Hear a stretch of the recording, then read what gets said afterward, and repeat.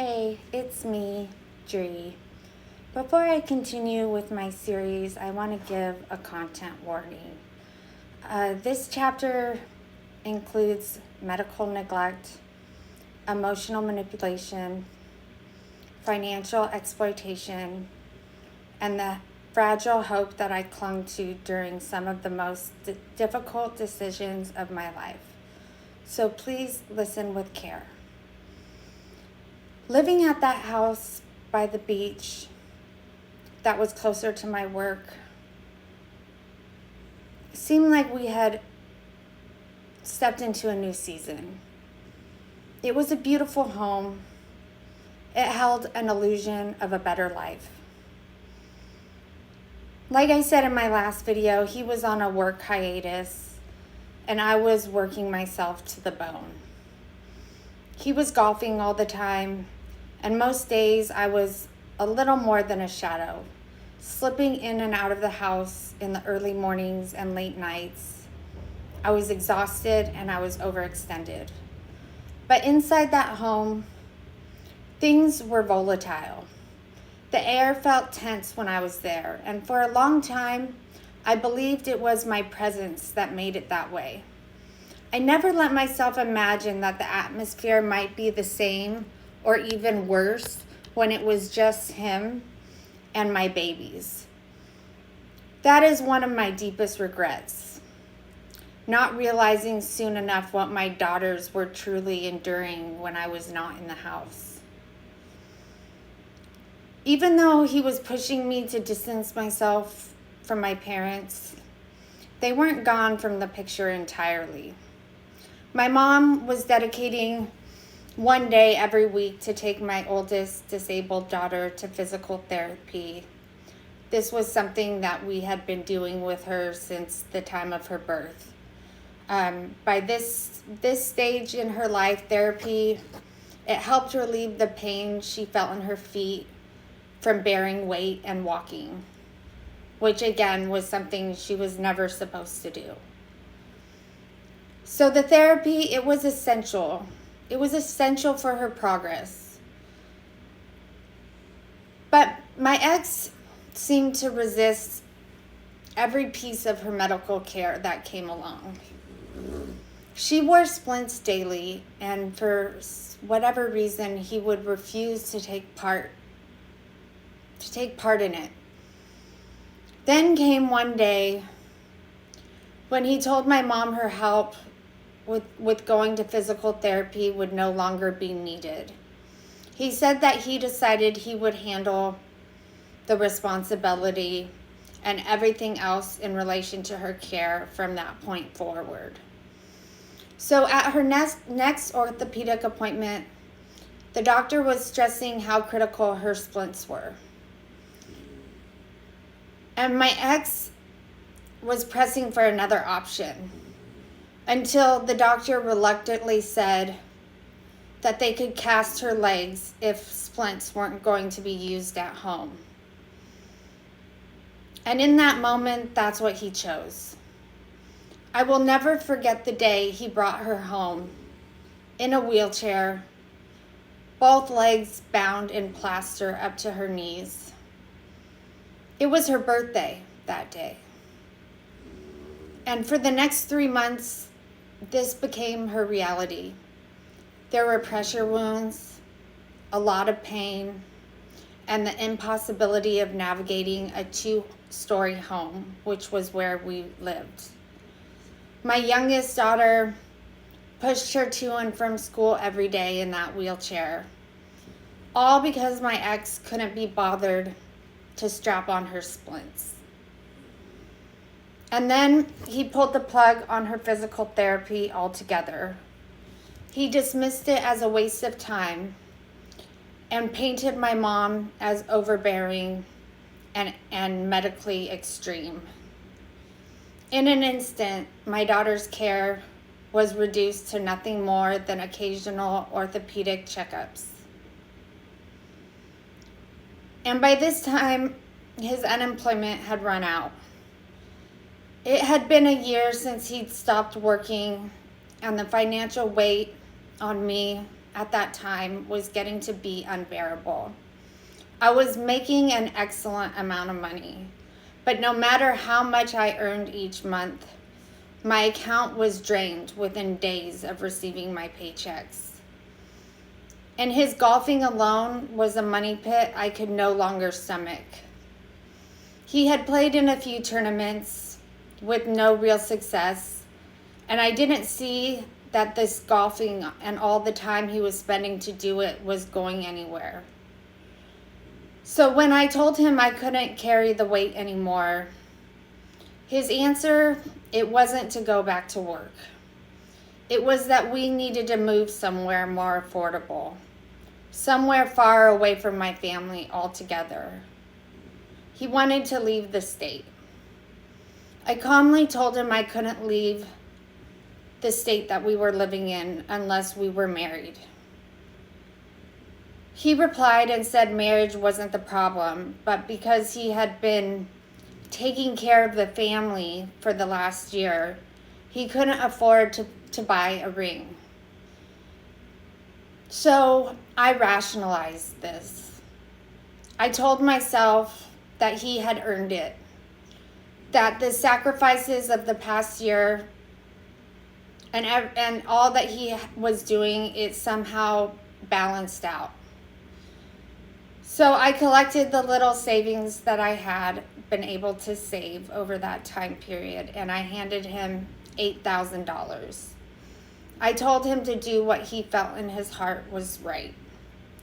And a few months later, on Christmas Day of 2016, we were engaged.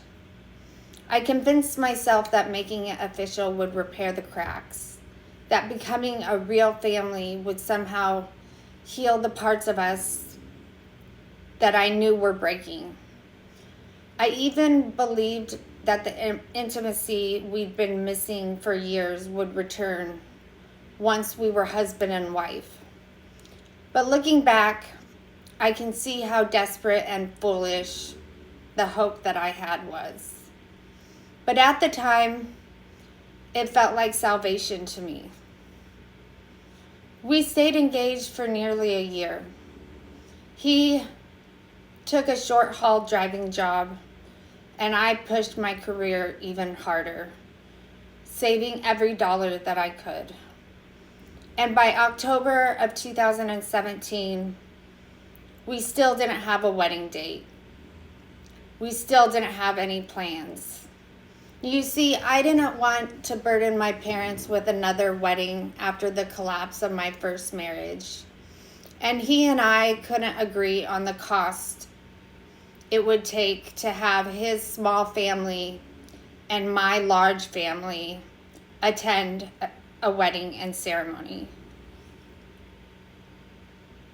So one night, after a heated conversation between us, he grabbed our family calendar, flipped it to the next month, which was November, and pointed to a box.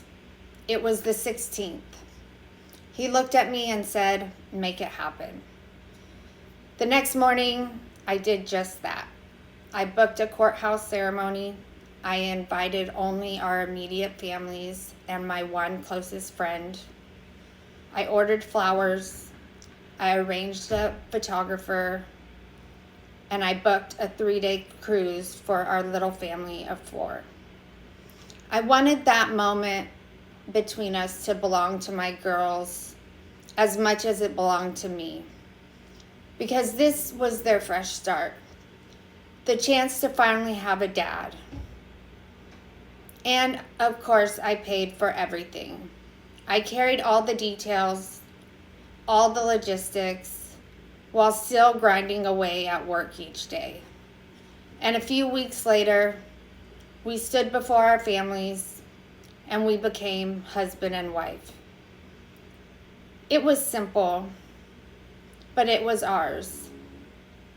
At least that's what I was telling myself.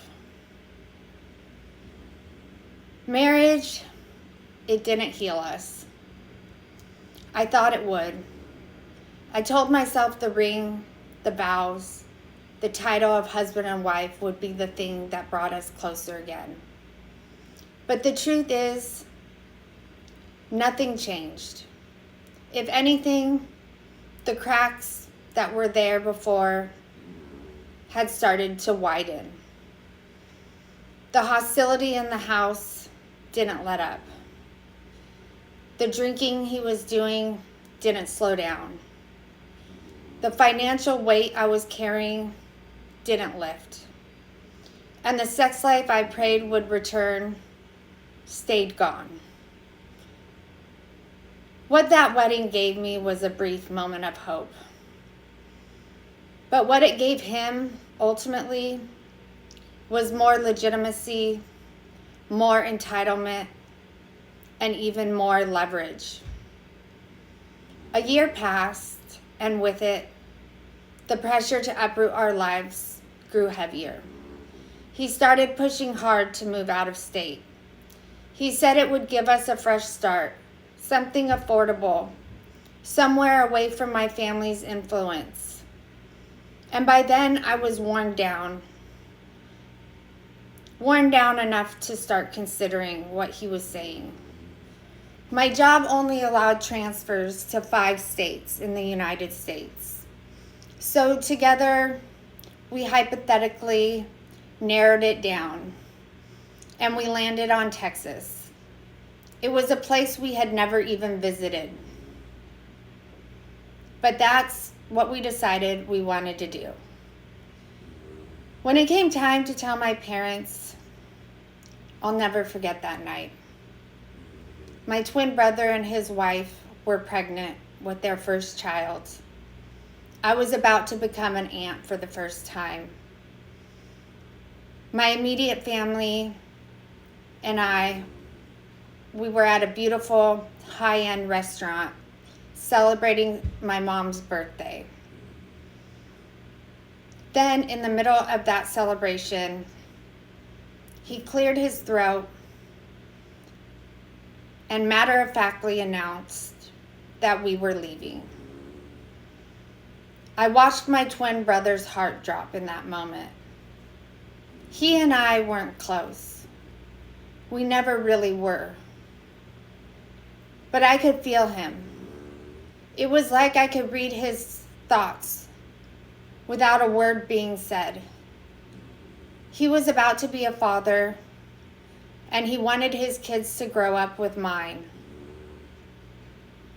And in that one sentence my husband at the time spoke, we hadn't just announced a move, but I had said goodbye to being a part of that chapter in his life.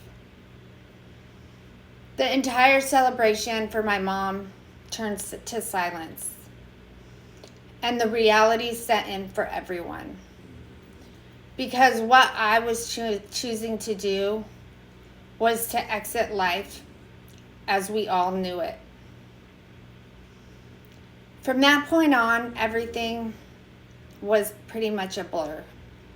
My husband brought home a map. We circled a 20-mile radius around the office where I'd be driving to for work. We contacted a realtor and we booked a flight. And 2 weeks later, we landed in Texas. My parents were alongside us, trying to cram an entire relocation into 2.5 days. 32 houses in less than 3 days to look at. I barely had time to breathe, much less process what exactly was happening. Most of the houses we saw were a disappointment. There was one that was okay, but it didn't spark anything great in me. On the morning we were set to fly home, feeling disappointed, the realtor we had been working with said there was one last house worth seeing. It was further out than we had planned, located in a small country town that was just barely starting to develop. Driving out there, we passed a field of longhorn cattle. It was such a foreign yet beautiful sight. So small town, so different from the city life we'd just come from. And then we pulled up to the house. And the moment I walked through the door, I felt the first rush of excitement since this move had been forced onto me. The house, it was everything. Beautiful, spacious, just my vibe, and full of promise. The only problem was, it was out of my price range. And I say my price range because, of course, I was the one who would be paying and financing for it all together. So we went straight from that showing to the airport to catch our flight. I sat at the gate with a notepad, crunching numbers, figuring out my monthly payment at the increased price, convincing myself I could make it work if I just pushed even harder at work. And with that, we called the realtor and we told her to make an offer. By the time our 3-hour flight landed back at home, the offer I had placed before boarding had been accepted. And the very next day, we were in escrow. That house would be ours the day after Christmas of 2018. As we packed for the move, there was one thing I kept coming back to. It was a large box I had been saving since 2006. Inside it was everything I had from my first marriage, our wedding album, our prison letters to each other, photos of my baby with their now absent father. In it was every detail of a life I had carried with me through 6 different homes and moves. I wasn't keeping that box for myself. I was keeping it for my girls, for the day they might want to see with their own eyes the pieces of their early lives and the story of where they came from. Because all of that truth, that wasn't mine all by myself to tell. I reminded my husband over and over that the box needed to be packed into the truck. But as the days passed, it stayed where it was, in the cupboard in the garage. And when the moving truck finally pulled away, carrying every possession we owned on its 1,500-mile trek to Texas, that box was still sitting where it always was. On the last day, I walked through the house one final time, making sure that nothing was left behind.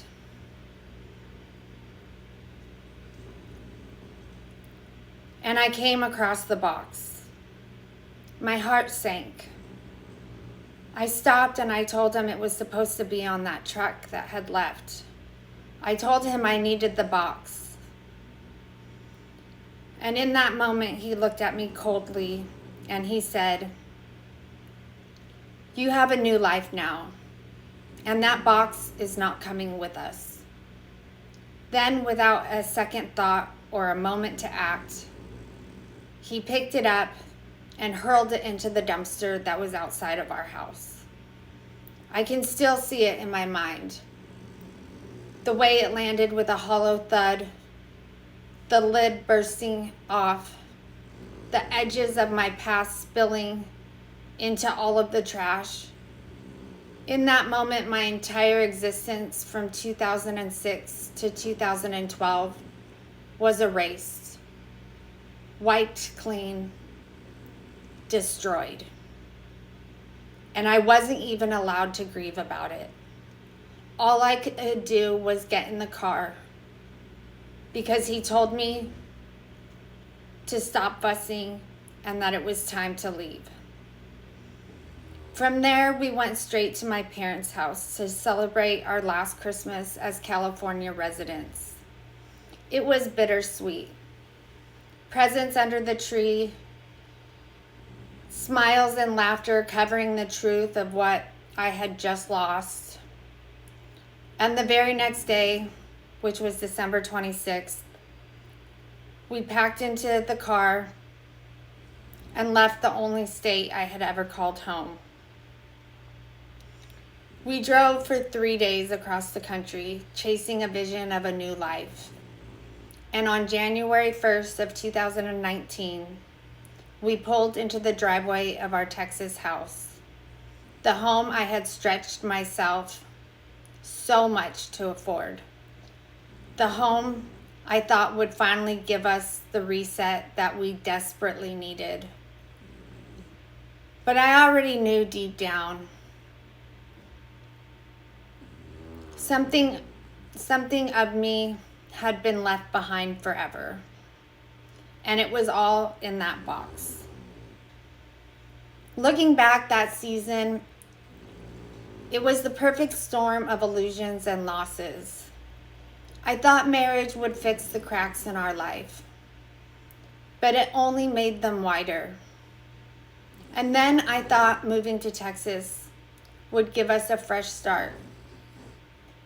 But it began with me watching my history, every trace of my first marriage, every piece of my children's beginnings thrown into a dumpster. I see now how deeply I wanted to believe that family, love, and stability could be built if I just worked hard enough, sacrificed enough, and hoped enough. But the truth was, every sacrifice seemed to be erasing more of me. And every hope was quietly being weaponized against me. That box, it wasn't just papers and photos.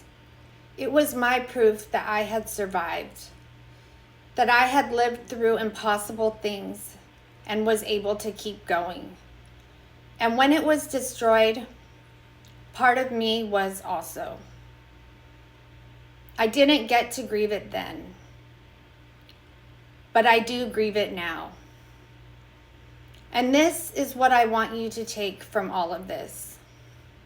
Ignoring the cracks doesn't make them disappear. It only gives them more space to spread. And when we let someone else decide what parts of our story matter, what gets carried forward and what gets erased, we lose pieces of ourselves that we may never get back.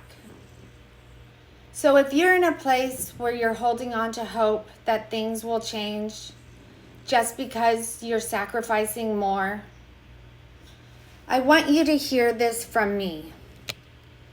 Your sacrifices are sacred, and they should never be used as proof of your worthiness. You don't need to erase yourself for love. You don't need to bury your history to build a future, because your story matters. Every messy, complicated, painful piece of it. So in my next chapter, I'm going to take you into Texas, into our new house, our new little city, and also the heavy medical diagnosis that would change my life forever.